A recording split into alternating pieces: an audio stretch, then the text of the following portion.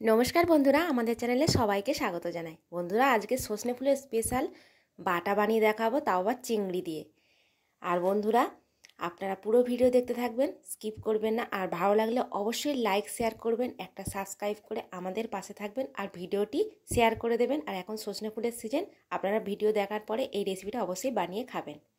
বন্ধুরা, এখানে আমি গাছ থেকে সজনে ফুল কুড়িয়ে নিয়ে এসেছি, আর আমার সজনে ফুলের কোরানোর ভিডিও দেওয়া আছে, আপনারা দেখে নেবেন।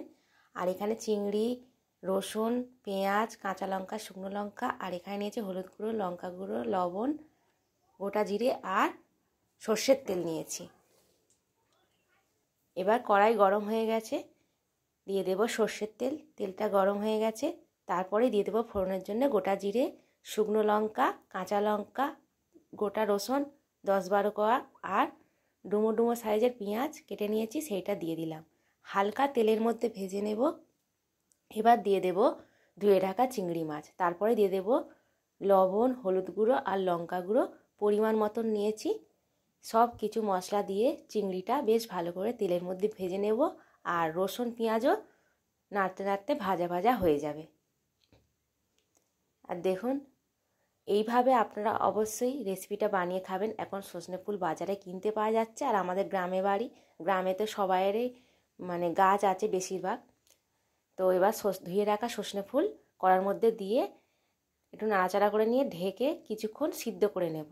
আর জল বার হয়ে যাবে, ওই জলটা শুকনো করে নিতে হবে, জল থাকলে হবে না। দেখুন বন্ধুরা, ঢাকা দিয়ে সিদ্ধ করে নিয়েছি আর জলটা শুকনো করে নিয়েছি। এইভাবে শুকনো করে নিতে হবে। এবার কড়া থেকে নামিয়ে ঠান্ডা করে শিলের মধ্যে নিয়ে নেব। আপনারা চাইলে মিক্সিওতে বেটে নিতে পারেন, তো আমি আজকে শিল নোড়াতে বাটবো। দেখুন, এই দিয়েই কিন্তু সব ভাত খাওয়া হয়ে যাবে। আর আমার চ্যানেলে সজনে ফুলের অনেক রেসিপি দেওয়া আছে, আপনারা ওখান থেকে দেখে নেবেন। আজকের আমি চিংড়ি মাছ দিয়ে সজনে ফুল বাটা রেসিপি আপনার সঙ্গে শেয়ার করলাম। এবার ভালো করে বেটে নেব। আপনারা যে যেরকম ঝাল খেতে পছন্দ করবেন সেইভাবে ঝালটা বুঝে শুনে দেবেন। বাটা কমপ্লিট হয়ে গেল দেখুন। এবার আমি এইটা হাতের সাহায্যে একটু মিক্সড করে নেব, মাখিয়ে নেব। বেটেছি তো, এবার ঝাল টাল এক জায়গায় হয়ে গেছে, সেই জন্য আমি একটু মাখিয়ে নেব।